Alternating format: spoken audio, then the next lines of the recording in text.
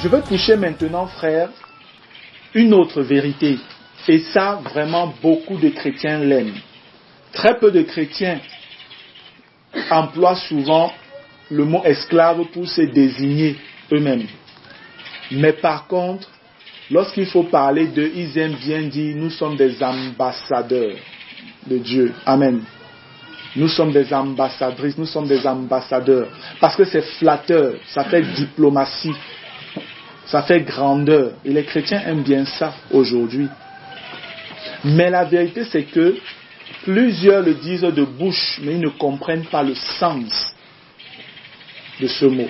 Ils ne comprennent pas ce que tout cela implique en réalité. J'aimerais juste toucher cette vérité-là aussi, et que le Seigneur dans sa grâce nous donne de comprendre réellement ce que c'est qu'un ambassadeur. Amen. Afin que la prochaine fois, lorsque vous voudriez dire je suis un ambassadeur, que votre cœur frémisse un peu de tremblement pour savoir si c'est dans la vérité que vous allez sortir ce mot-là. Dans le cas contraire, abstenez-vous et criez à Dieu. Amen. Afin qu'il fasse réellement de vous ses ambassadeurs. Gloire à Dieu. J'aimerais lire dans 2 Corinthiens 5, parce que je crois même que c'est le seul passage dans les Écritures où on mentionne les chrétiens comme ambassadeurs. C'est dans 2 Corinthiens au chapitre 5. Je vais lire dans la version Louis II, à partir du verset 17 jusqu'au verset 21. Il est écrit: si quelqu'un est en Christ, il est une nouvelle création. Les choses anciennes sont passées, voici toutes choses sont devenues nouvelles. Et tout cela vient de Dieu qui nous a réconciliés avec lui par Christ et qui nous a donné le ministère de la réconciliation. Car Dieu était en Christ, réconciliant le monde avec lui-même en n'imputant point aux hommes leurs offenses. Et il a mis en nous la parole de la réconciliation. Nous faisons donc les fonctions d'ambassadeurs pour Christ. Comme si Dieu exhortait par nous, nous vous en supplions au nom de Christ, soyez réconciliés avec Dieu. Celui qui n'a point connu le péché, il l'a fait devenir péché pour nous, afin que nous devenions en lui justice de Dieu. Amen. J'ai pris la peine de faire un peu le même exercice que pour l'esclave. J'ai regardé dans le dictionnaire Larousse 2009 pour voir un peu ce que même les hommes du monde disent de ce que c'est qu'un ambassadeur ou encore une ambassadrice. La première définition qu'ils donnent dit: un ambassadeur ou une ambassadrice, c'est une personne représentant en permanence un État auprès d'un État étranger. Un ambassadeur ou une ambassadrice, c'est une personne représentant en permanence un État auprès d'un État étranger. Frère, j'ai été béni également par cette définition, surtout par le mot, en fait, l'expression en permanence. En permanence. Ça voudrait dire que ce n'est pas juste pour un temps. Lorsque tu es envoyé ambassadeur quelque part, en permanence, tu dois représenter ton État, ton pays, vers le pays hôte où on t'a envoyé. Donc, tu ne peux pas être envoyé ambassadeur. Je prends un exemple, ambassadeur du Cameroun en Chine, et si ton mandat c'est 2 ans, prenons ça comme ça, pendant 1 an et demi, tu te présentes réellement comme Camerounais, et le reste du temps, tu commences à vivre comme tu veux.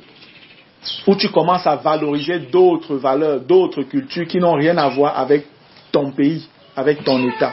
Là, tu n'es plus ambassadeur. Tu as trahi la fonction d'ambassadeur.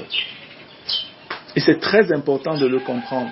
Ça voudrait dire pour nous chrétiens, si nous sommes ambassadeurs de Christ ou de Dieu, la demeure de Dieu sur le plan biblique tel que cela nous est révélé, c'est où? C'est le ciel, n'est-ce pas? Hein? On nous dit que le Seigneur siège dans les cieux là-bas, n'est-ce pas? Et si on nous dit que nous sommes ambassadeurs de Dieu, ça veut dire que nous venons du ciel. Amen. Amen. Ça veut dire que notre nation, notre État, notre royaume, c'est le royaume céleste. Et nous avons été envoyés sur la terre pour représenter le royaume céleste auquel nous appartenons, pas le royaume terrestre. C'est ça que nous devons comprendre. Et on nous dit que nous devons représenter le royaume céleste en permanence. Tout le temps où vous êtes sur la terre, vous devez représenter les valeurs du royaume céleste pour vous les saints. C'est ça le sens d'un ambassadeur. Amen. La deuxième définition du terme ambassadeur dit: c'est une personne chargée d'une mission et d'un message. Ça aussi, j'ai aimé. Un ambassadeur est une personne chargée d'une mission, donc qui va accomplir certaines choses et qui a aussi un message à véhiculer. Et c'est exactement ce que nous, chrétiens, nous sommes appelés à faire. C'est quoi notre mission? Nous avons un cahier de charge, la Bible, qui nous dit exactement quelle est notre mission.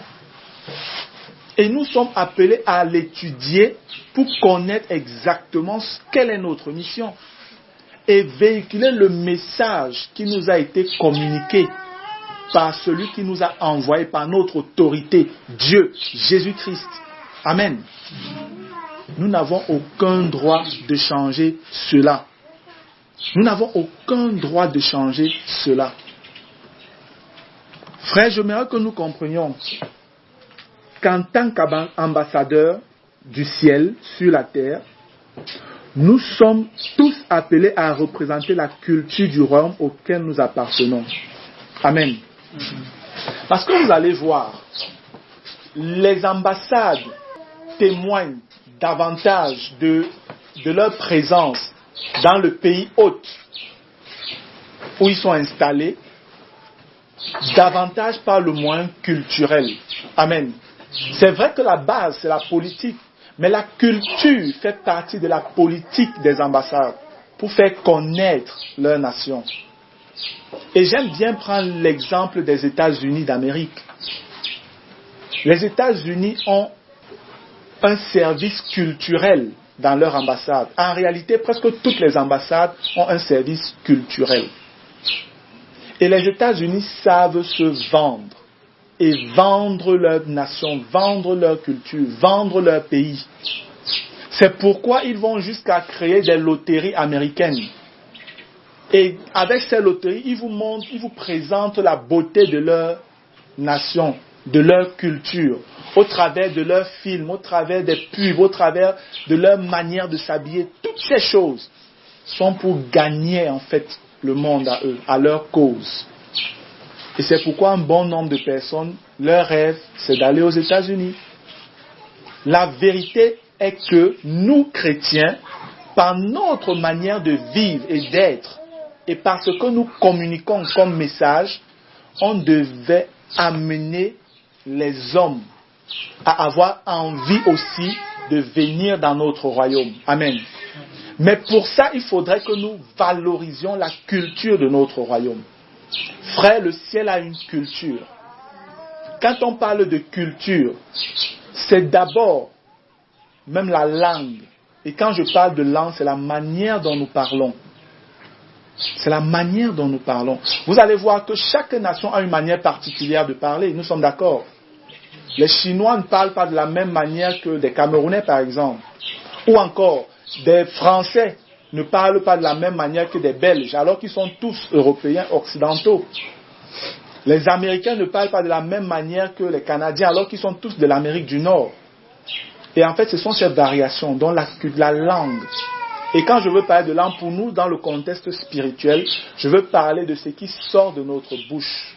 Amen. Amen. La culture parle également du vestimentaire. Comment est-ce que tu t'habilles, toi, ambassadeur du ciel sur la terre? Comment est-ce que tu prends soin de ton corps, de ce que les gens peuvent voir? C'est important. C'est important. La culture parle même de l'art culinaire. qu'est-ce que vous mangez, comment vous mangez. Tout ça parle de culture. Et je vous dis, sur le plan spirituel, frère, la Bible aborde chacune de ces choses. Quels sont nos rapports avec la langue? Quel est notre rapport avec le vestimentaire? Quel est notre rapport avec les aliments? Quel est notre rapport avec le corps? Parce que quand on parle de culture, même le corps valorise la culture. Vous savez qu'il y a des gens qui, à cause de leur culture, se percent les oreilles. À cause de leur culture, parfois se font passer des bambous dans la bouche.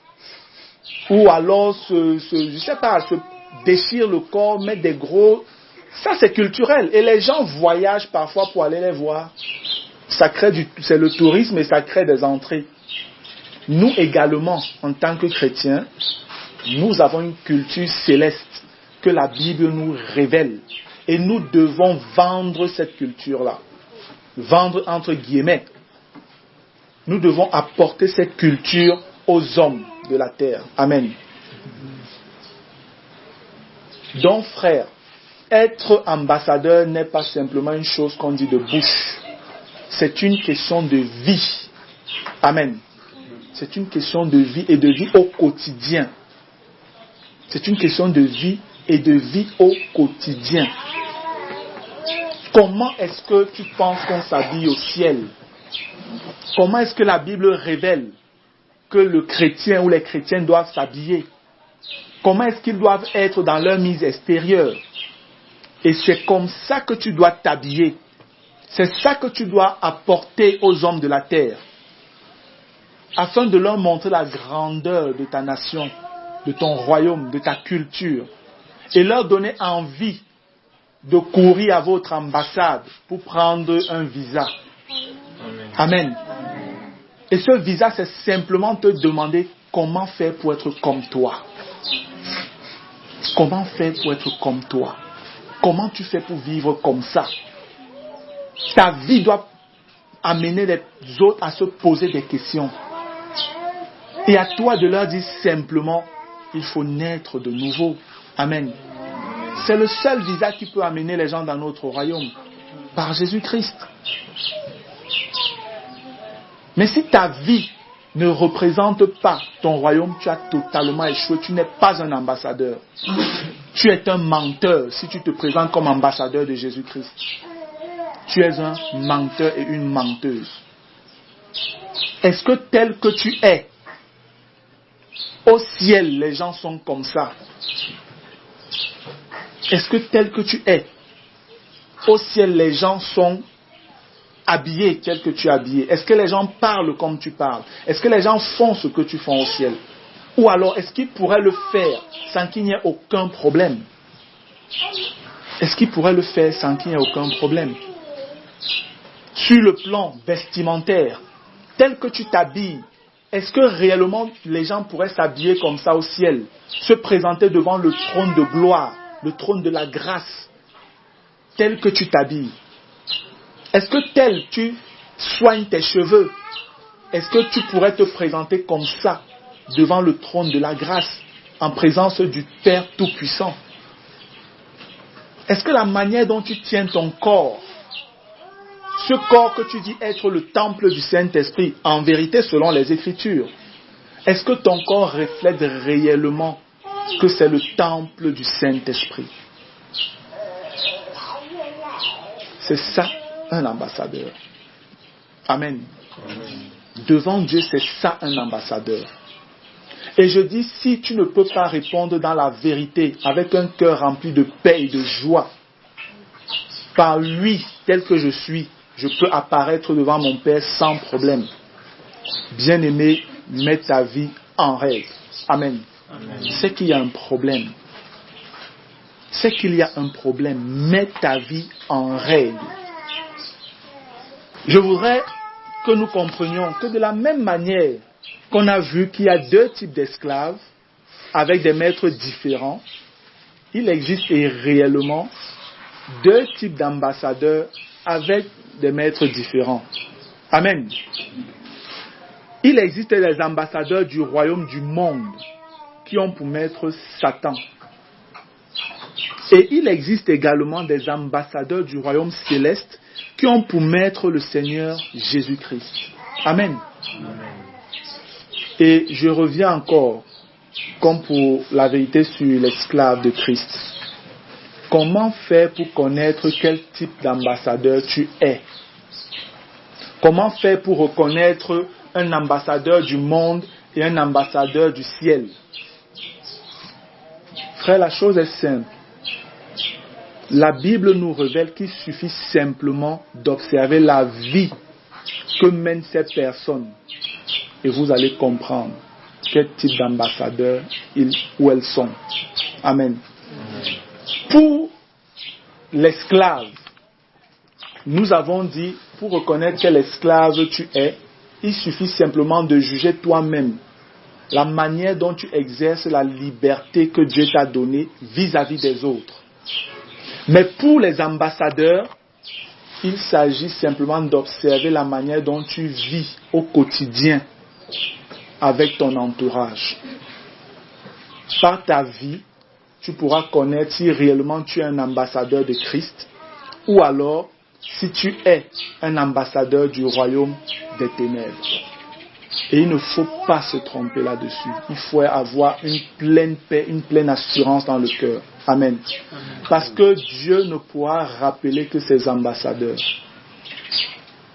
L'ambassadeur de Chine ne peut pas demander à l'ambassadeur, je veux dire quoi, du Gabon qui se retrouve aux États-Unis, viens ici me rendre des comptes. C'est pas possible.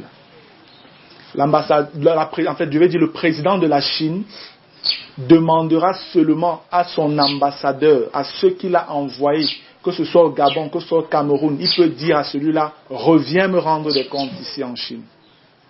Mais l'ambassadeur de Chine ne peut pas demander des comptes à l'ambassadeur du Gabon qui se retrouve au Cameroun. Ce n'est pas possible, il n'a aucune autorité sur lui. Amen. De la même manière, le Seigneur reconnaît ceux qui lui appartiennent et c'est ceux-là qui lui rendront des comptes. Amen. Amen. Tous les autres, ce ne sont pas des comptes qui rendront à Dieu. Ils auront simplement à passer en jugement et ils récolteront les fruits de leur rébellion vis-à-vis de lui. Donc frères, ne nous trompons pas un instant. Le Seigneur nous a révélé comment reconnaître qui est ambassadeur et qui ne l'est pas. Ou encore qui est ambassadeur du ciel et qui ne l'est pas. Et j'aimerais que nous regardions quelques passages qui nous donnent de voir cela. J'ai bien parlé de la vie. C'est la vie qui est importante pour savoir quel ambassadeur telle ou telle personne est, ou encore quel type d'ambassadeur personnellement je suis. Ouvrons nos Bibles dans Éphésiens le chapitre 2. Éphésiens le chapitre 2. Je vais lire à partir du verset 1. Il est écrit: Vous étiez morts par vos offenses et par vos péchés, dans lesquels vous marchiez autrefois selon le train de ce monde, selon le prince de la puissance de l'air, de l'esprit qui agit maintenant dans les fils de la rébellion. Voilà l'attitude qu'on avait avant. Parce qu'on était ambassadeur d'un autre royaume et c'était tout naturel que nous manifestions les lettres de créance de ce royaume-là. C'était tout normal. Satan ne sera jamais scandalisé de te voir pécher. Jamais, au contraire. Plus tu pêches, plus il est content. C'est comme ça. Plus tu pêches, plus Satan est à l'aise. Parce que c'est la mission qu'il t'a assignée. Et tu es un bon ambassadeur pour lui. Le verset 3. Nous tous aussi, nous étions de leur nombre. Et nous vivions autrefois selon les convoitises de notre chair. On parle de la vie. Nous vivions autrefois selon les convoitises de notre chair, accomplissant les volontés de la chair et de nos pensées. Et nous étions par nature des enfants de colère, comme les autres. Mais Dieu, qui est riche en miséricorde, à cause du grand amour dont il nous a aimés, nous qui étions morts par nos offenses, nous a rendus vivants avec Christ. C'est par grâce que vous êtes sauvés. Il nous a ressuscités ensemble et nous a fait asseoir ensemble dans les lieux célestes en Jésus-Christ. Amen. Amen. Le ciel est notre patrie. Nous sommes citoyens du ciel désormais. Nous devons vivre comme les citoyens du ciel. Amen. Et Dieu nous a envoyés en mission sur la terre comme ambassadeurs. On a une mission et on a un message à porter. Et nous devons la porter telle qu'elle, sans l'édulcorer, donc sans le falsifier. Verset 6. Il nous a ressuscités ensemble et nous a fait asseoir ensemble dans les lieux célestes en Jésus-Christ, afin de montrer dans les siècles à venir l'infinie richesse de sa grâce par sa bonté envers nous en Jésus-Christ.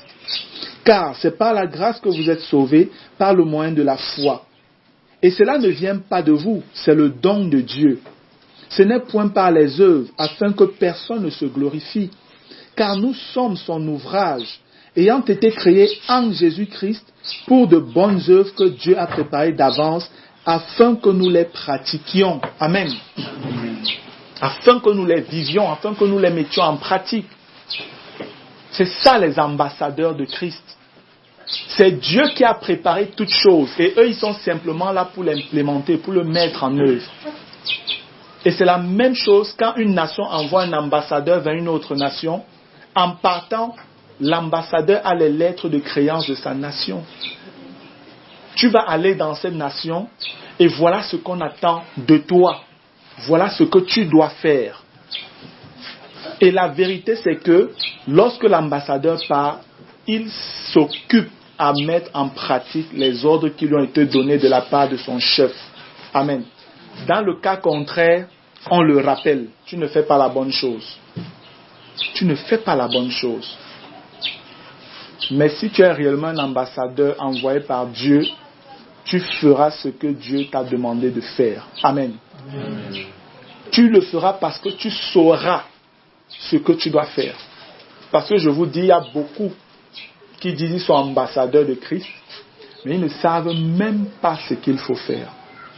Ils ne savent même pas ce que Dieu attend d'eux. Mais ils se proclament ambassadeurs de Christ. C'est un mensonge. Et un mensonge au nom de Dieu. Tu ne prendras point le nom de l'Éternel en vain. Faisons attention, frères. Gloire à Dieu. Permettez, j'ai bien envie de lire Éphésiens 2, 1 à 10 dans la version Parole vivante. Parce que c'est dit d'une autre manière assez pratique. Parole vivante dit, vous aussi, vous avez expérimenté cette puissance vivifiante de Dieu.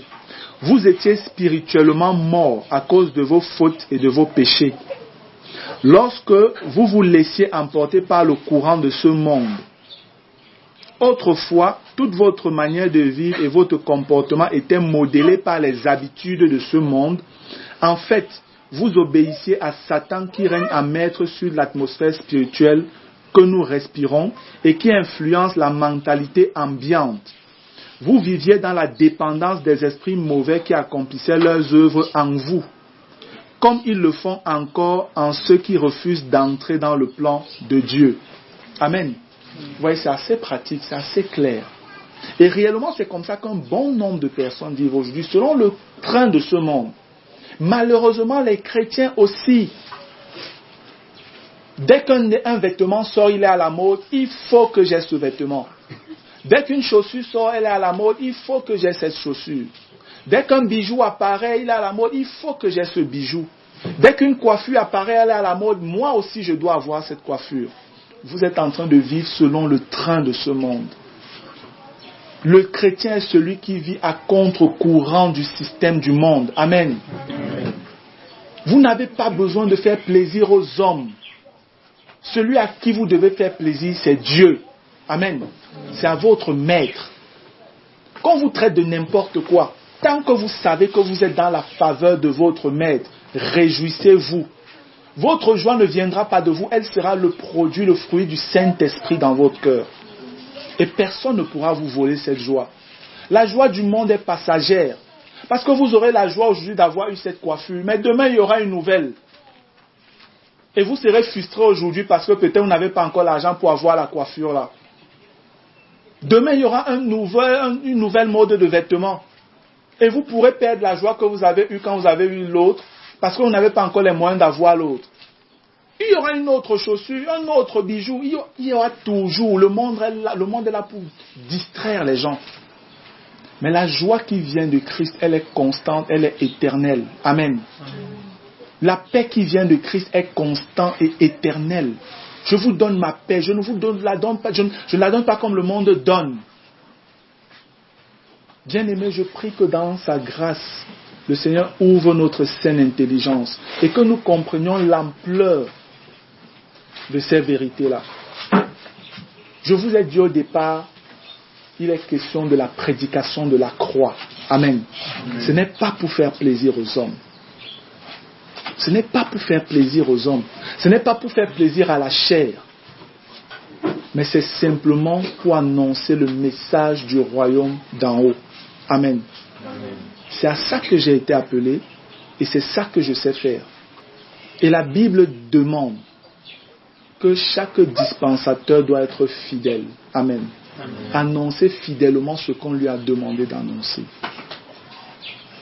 Et je vous dis, si vous êtes réellement ambassadeur du ciel, vous comprendrez que ce que je suis en train de dire n'est qu'un rappel de la volonté de notre Maître. Amen. Amen. Je continue. Nous étions au verset 2, lisons le verset 3 qui dit « Notre comportement à nous tous nous était dicté par nos instincts et nos passions. Nous nous laissions aveuglément gouverner par les impulsions de notre être naturel. Tout ce que désiraient nos pensées et notre imagination corrompue, nous l'exécutions, car nous étions comme obligés de céder à tous les caprices de notre nature humaine et de nos sens. Aussi, étions-nous par nature l'objet de la colère de Dieu comme tout le reste des hommes. » Est-ce que vous ne voyez pas, c'est le même train qui continue aujourd'hui. Les gens sont entraînés comme s'ils ne peuvent pas s'arrêter. Dès qu'une musique va sortir, marcher dans les rues, c'est partout la même musique. Je ne sais même pas si on peut encore appeler ça musique, le bruit qui sort dehors là. Parce que c'est même plus de la musique ça. Les gens passent leur temps à sauter sur n'importe quoi, parce que la mode, parce que c'est à la mode. Quelqu'un qui passe son temps avec tchou, tchou, tchou, tchou. Vous voyez les gens danser là dehors. Les gens achètent les CD, les DVD. Vous voyez dans quelle folie l'homme est plongé. Vous voyez quelqu'un qui se met et dit qu'il est en train de faire parak, parak, parak, parak, parak, parak, parak, parak, parak, parak, parak, et les gens vont acheter. Vous voyez les gens danser dans les bars, dormir dehors, parce qu'ils sont en train de danser sur ce genre de choses. Et le comble, c'est que aujourd'hui, on va vous dire, il y a le parak, parak, parak, parak chrétien. Dès qu'on met chrétien dessus, c'est bon, ça vient du ciel. Arrêtez de vous tromper. Il y a une culture céleste. Amen. Amen. Et notre Dieu n'est pas un Dieu de désordre, mais c'est un Dieu de paix, un Dieu d'ordre. Seulement en écoutant parfois ces choses, tu as mal à la tête. Je me demande comment ils font pour vivre avec ça. Et il y a des chrétiens qui se plaisent également dans ces choses-là. Quand vous leur parlez, ils vous disent, nous sommes encore sur la terre, on n'est pas encore au ciel. Voilà le langage des chrétiens aujourd'hui. Nous sommes encore sur la terre, on n'est pas encore au ciel. Mais tu représentes quel royaume? Tu représentes quel royaume? Tu es chinois. On t'envoie comme ambassadeur aux États-Unis. Et tu pars là-bas, tu deviens américain. Tu te naturalises, tu deviens américain. C'est grave. C'est exagérément grave. C'est exactement ce qui se passe avec nous. Nous sommes chrétiens. Nous venons du ciel, citoyens des cieux. On nous envoie comme ambassadeurs dans le monde. Allez, on devient mondain. On change de nationalité. Et on commence à vivre comme eux. On commence à s'habiller comme eux. On commence à parler comme eux. Et en même temps, on réussit toujours à dire, je suis ambassadeur de Christ. Menteur. Tu es un menteur. Tu es une menteuse si tu le dis. Ta vie ne témoigne pas du royaume céleste. Dieu ne te reconnaît pas comme son ambassadeur ou comme son ambassadrice. Le verset 4. Mais Dieu est riche en bonté. Lorsque nous étions encore plongés dans la mort à cause de nos désobéissances, il s'est chargé de nous avec amour et nous a conduits vers une vie nouvelle en nous communiquant la vie même du Christ. N'est-ce pas pure grâce que vous ayez pu être sauvés? Oui, par notre union avec le Christ, il nous a ressuscités avec lui et nous a transplantés dans les mondes célestes, nous donnant notre place sur le trône avec le Christ, dans le royaume qui n'est pas d'ici-bas. Pourquoi? Afin de démontrer pour tous les âges à venir l'extraordinaire richesse de sa grâce par la bonté qui nous a témoigné en Jésus-Christ. Oui, sa grâce seule est la source de votre salut. Et cette grâce, vous l'avez saisie par la foi. Rien ne vient de vous, tout est cadeau de Dieu. Ce n'est pas en accomplissant les commandements que vous l'avez acquise. Tout mérite est donc exclu et, du même coup, se trouve écarté toute raison de s'enorgueillir. Ce que nous sommes, nous le devons à Dieu. Il nous a recréés en Christ pour nous faire accomplir dans la communion avec lui les bonnes actions qu'il a préparées depuis longtemps pour nous. Voilà la vie conforme à la volonté de Dieu, celle pour laquelle il a tout arrangé d'avance. Il a préparé notre chemin afin que nous n'ayons plus qu'à y marcher. Amen. Amen. C'est pour dire que les ambassadeurs n'ont rien à inventer. Ils vivent conformément aux ordres qu'ils ont reçus. Amen. Ils vivent simplement conformément aux ordres qu'ils ont reçus. Et s'ils sortent de ce qui leur a été dit, ils créent un incident diplomatique. Ils deviennent des traîtres. Ils deviennent des traîtres. Et la Bible nous parle des traîtres de l'alliance. C'est vrai qu'on regarde dans le contexte, on parle des Juifs. Mais c'est pareil pour les chrétiens. Il y a les traîtres de l'alliance, de la nouvelle alliance. Des gens qui disent qu'ils sont nés de nouveau, mais ils vivent une vie de païens et de mondains. Mais ils ont encore la force et le courage de se réclamer de Christ, ambassadeurs de Christ. Je dis, vous êtes des menteurs. Et nous savons qui est le père du mensonge. Que chacun examine sa vie. Amen. Amen. Que chacun s'examine. Toujours pour que nous observions la vie de celui qui dit être ambassadeur. Regardons notre passage, toujours dans Éphésiens le chapitre 4. Éphésiens le chapitre 4, je vais lire à partir du verset 17. Il est écrit, version Louis II. Voici donc ce que je dis et ce que je déclare dans le Seigneur. Vous ne devez plus marcher comme les païens qui marchent selon la vanité de leurs pensées. Ils ont l'intelligence obscurcie.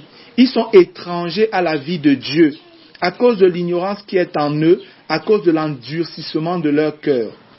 Ayant perdu tout sentiment, ils se sont livrés au dérèglement pour commettre toute espèce d'impureté jointe à la cupidité. Mais vous, ce n'est pas ainsi que vous avez appris Christ. Si du moins vous l'avez entendu, et si conformément à la vérité qui est en Jésus, c'est en lui que vous avez été instruits à vous dépouiller par rapport à votre vie passée, du vieil homme qui se corrompt par les convoitises trompeuses, à être renouvelé dans l'esprit de votre intelligence et à revêtir l'homme nouveau, créé selon Dieu, dans une justice et une sainteté que produit la vérité. Amen. Amen. J'aimerais lire également ça dans la version Parole vivante. Voilà ce qui est écrit. Par conséquent, voici ce que je voudrais sérieusement vous mettre à cœur. Je vous conjure solennellement au nom du Seigneur et en sa présence d'abandonner la vie superficielle et vaine des sans-dieux qui vivent en aveugle dans un monde d'illusions, en suivant leurs pensées vides de sens. C'est assez fort. C'est assez fort. Et ce sont des exhortations qu'on porte à des chrétiens. Et je vous dis, si Paul le disait aux Éphésiens, c'est parce qu'il y avait parmi eux des frères et des sœurs qui vivaient encore cette vie-là. Et il a dit, non, vous ne pouvez plus vivre cette vie. Vous ne pouvez plus vivre la vie que vous viviez avant. C'est pas normal. Arrêtez. Et c'est la même exhortation qui nous donne encore aujourd'hui à nous. La Bible est un livre actuel. Amen. Verset 18. Ils ne connaissent rien de mieux. Leur jugement obscurci les fait errer. Leur ignorance volontaire et l'endurcissement de leur cœur ont obnubilé leur compréhension, donc ont obscurci leur compréhension. Ils n'arrivent pas à comprendre.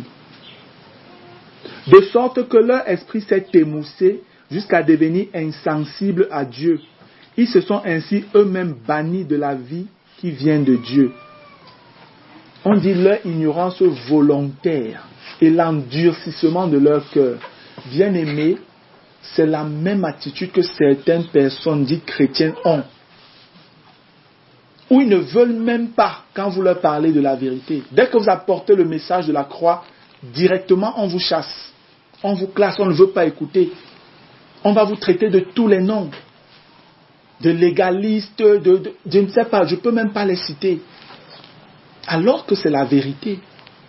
Alors que c'est écrit. Mais on parle d'ignorance volontaire. Parce qu'ils ne veulent pas écouter. La Bible dit que celui qui détourne son oreille pour d'écouter la loi, sa prière même est une abomination devant Dieu. Donc lorsque tu refuses d'écouter la vérité, la parole de Dieu, tu es en train toi-même de te disqualifier de la vie de Dieu. C'est une vérité, c'est écrit. Verset 19. Ayant fait taire la voix de leur conscience, ces hommes, dans leur apathie spirituelle, ont perdu toute pudeur et tout sens moral, au point de se jeter avec une frénésie insatiable dans l'inconduite et dans toutes sortes de débordements. Aussi ne reculent-ils devant rien pour satisfaire leurs désirs passionnés et leur avidité. Pour vous qui êtes entrés à l'école du Christ, ce n'est pas ainsi que vous avez appris à vous conduire. Amen. Je vous ai dit, par rapport aux ambassadeurs, c'est la vie, la conduite pratique. C'est ça que la Bible dit, c'est pas moi. La vie pratique témoigne si tu es un ambassadeur de Christ ou si tu es un ambassadeur de Satan. Et ces deux types d'ambassadeurs existent, même dans l'Église. Mais Dieu les connaît. Amen.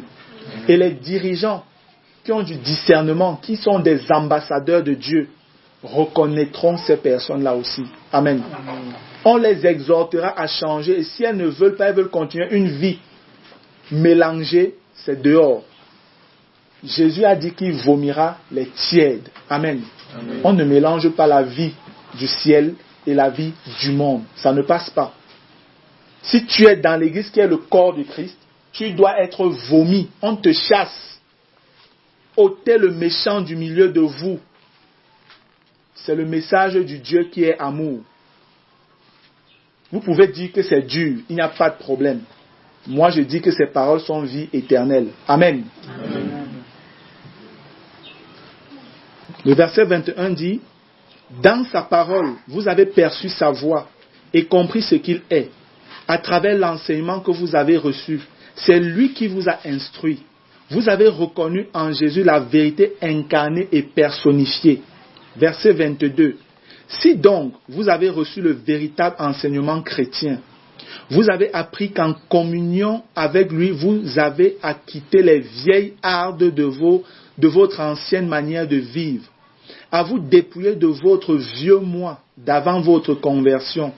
C'était là votre vieille nature qui allait à sa ruine, se corrompant sous la poussée des désirs séducteurs en suivant les illusions décevantes qu'engendraient les passions.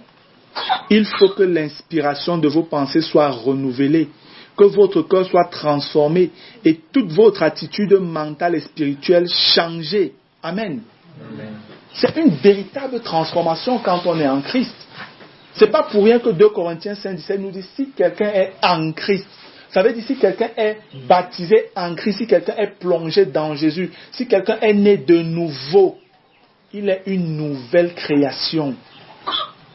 Voici les choses anciennes sont passées, toutes choses sont devenues nouvelles. Bien aimé, quand on dit toutes choses, c'est tout ce que tu es dans ton être, esprit, âme et corps. Amen. Amen. Tout a changé. Tu ne peux pas dire que tu es en Christ et tu continues à vivre la vie d'un agent de Satan, d'un ambassadeur de Satan. Ce n'est pas possible, ce n'est pas vrai. Tu vis dans un mensonge, tu vis dans une illusion. Tu n'es pas dans la réalité, dans la vérité. Le verset 24 dit, habillez-vous de neuf, mettez les vêtements propres de la vie nouvelle dont Dieu a créé le modèle à son image. Cette vie se manifestera par la vie juste et sainte que produit la vérité. Amen. Et la vérité est la parole de Dieu. La vérité est Jésus-Christ. Et c'est seulement et seulement si vous êtes en Christ que vous pouvez vivre la vie dont je parle. Amen. C'est seulement et seulement en Jésus-Christ que vous pouvez vivre la vie d'un ambassadeur du ciel. Dans le cas contraire, n'essayez même pas. Vous allez vous essouffler. Vous allez être déçus, vous allez être attristés, frustrés. Mais si vous êtes réellement en Christ, vous trouverez de la joie dans la facilité à vivre cette vie-là. Amen. Frère, c'est par la vie qu'on reconnaît réellement tous ceux-là qui appartiennent à Jésus. C'est par la vie. Si tu es ambassadeur de Christ, alors tu dois vivre réellement la vie de Jésus-Christ. Dans le cas contraire, il est bon pour toi de crier à Dieu et de demander son secours.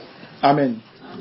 L'autre passage concernant toujours l'élément révélateur de ce que c'est qu'un ambassadeur de Christ, regardons dans Malachie. On va voir, c'est toujours la vie. Malachie chapitre 3. Malachie, c'est le dernier livre de l'Ancien Testament. Juste avant Matthieu, vous avez Malachie.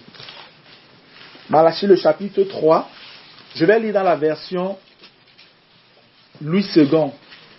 Je vais lire à partir du verset 16. Il est écrit: alors, ceux qui craignent l'Éternel se parlèrent l'un à l'autre. L'Éternel fut attentif et il écouta. Et un livre de souvenirs fut écrit devant lui, pour ceux qui craignent l'Éternel et qui honorent son nom. Ils seront à moi, dit l'Éternel des armées. Ils m'appartiendront au jour que je prépare. J'aurai compassion d'eux, comme un homme a compassion de son fils qui le sert. Le verset 18 dit, et vous verrez de nouveau la différence entre le juste et le méchant, entre celui qui sert Dieu et celui qui ne le sert pas. Amen. Amen. Vous verrez. Le monde vous regarde. Le monde nous regarde.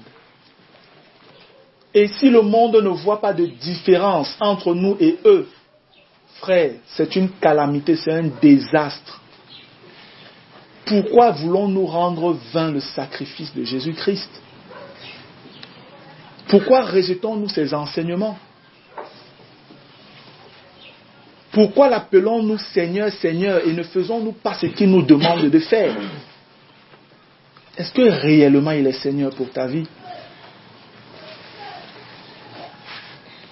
Comment crois-tu que tu peux agir encore comme tu veux parce que tu estimes que tu es libre? Non, c'est pas vrai. C'est pas possible pour un chrétien de vivre comme ça. La liberté chrétienne est conditionnée par la volonté de Dieu. Amen. Je le répète encore. Un chrétien, sa liberté est conditionnée. Ce n'est pas la liberté du monde. La liberté du monde, malgré leurs lois, n'a pas de limite. Parce que les lois humaines, en réalité, n'attrapent, comme on dit, les petits poissons. Mais ceux qui établissent ces lois sont les premiers à les violer. C'est pourquoi dans Ecclésiaste, il est écrit, au lieu établi pour la justice, j'ai trouvé de l'injustice. Le Seigneur le savait. Le Seigneur l'a annoncé. Afin que nous ne vivions pas la même chose. Nous ne pouvons pas dire une chose et aller faire la même chose après. Nous ne pouvons pas condamner une chose et aller pratiquer la même chose.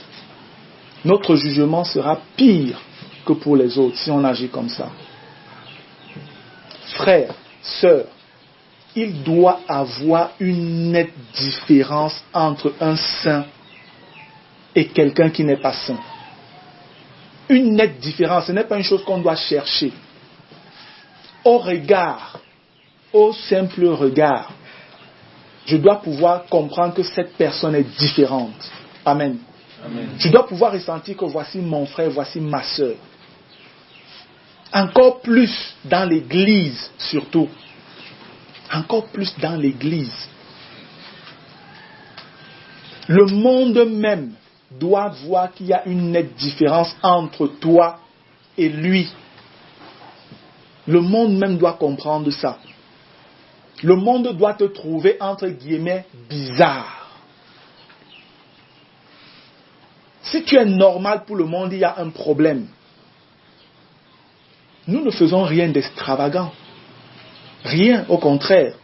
C'est la simplicité qui fait la force du chrétien. Amen. Amen. C'est la modestie qui fait la force du chrétien. C'est la décence, la pudeur qui fait la force du chrétien. En dehors de ça, vous êtes conforme au monde. Et Jésus-Christ vous vomira. Jésus vous vomira. Si vous croyez que vous avez la liberté de faire n'importe quoi de vos cheveux, parce que Dieu nous dit comment on doit entretenir nos cheveux, que ce soit les hommes, que ce soit les femmes, nous aurons l'occasion de voir ça. Le Seigneur nous dit comment nous devons nous habiller. Le Seigneur nous dit même quelle est l'attitude que nous devons avoir vis-à-vis du corps. Nous comprenons que si le maître le dit à nous qui sommes ses esclaves, si nous le sommes, c'est que le maître est sérieux. Et le maître qui donne ces instructions n'est pas un simple homme. C'est Jésus-Christ, le Seigneur des Seigneurs. Amen. Amen. La parole vivante, le roi des rois. L'étoile brillante du matin. La joie du Père. Et il n'y a point de mensonge en lui. Amen. Tout ce qu'il dit est oui et amen, parce que c'est vérité. Si toi, homme, tu penses que tu as assez d'autorité, de pouvoir pour contredire ce qu'il dit, je te laisse avec lui. Un jour, tu comprendras que devant Jésus et en son nom, tout genou fléchit et toute langue confesse qu'il est Seigneur à la gloire du Père. Amen. Amen. C'est de ce Jésus-là que je parle. C'est celui-là qui a versé son sang à la croix, afin que tu sois affranchi de cette vie de débauche, de cette vie de passion incontrôlée, de cette vie de frivolité, de cette vie de folie. C'est pour ça que son sang précieux, qui n'a pas de prix, a coulé. Oh, Jesus, Kori Baba Shenteribo Santa. Oh, Shababa Shekarama Santa.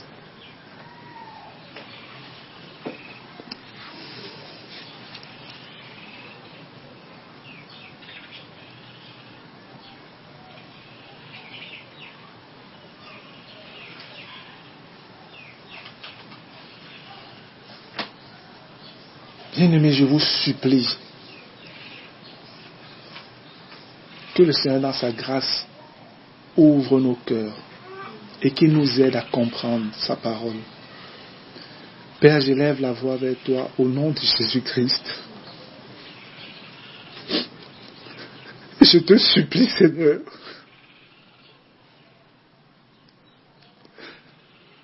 afin que tu nous aides, Père.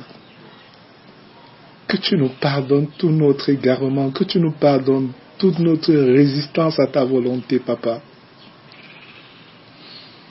Seigneur, je te supplie. Les uns qualifient ta parole de dure. Mais tu nous révèles que ta parole est la vie éternelle. Seigneur, je te supplie afin que tu nous aides. Tu connais quels sont les temps que nous traversons sur la terre maintenant, Père. Seigneur, si tu nous abandonnes, qu'est-ce que nous deviendrons? Je t'en supplie, aide-nous, Seigneur. Je prie que les cœurs les plus endurcis, ô Dieu, soient brisés par ta parole qui est un marteau, qui brise le roc le plus dur au nom de Jésus-Christ. Je prie que véritablement les cœurs de pierre, ô Dieu, soient transformés en cœurs de chair, afin que ta parole qui est une semence, Seigneur, et qui est en train d'être semée maintenant, puisse produire du fruit à ta gloire, au nom de Jésus-Christ. Papa, s'il te plaît, aide-nous. Illumine davantage notre saine intelligence, Père, et donne-nous de comprendre réellement qui nous sommes. Donne-nous de te connaître, de connaître qui tu es, Seigneur.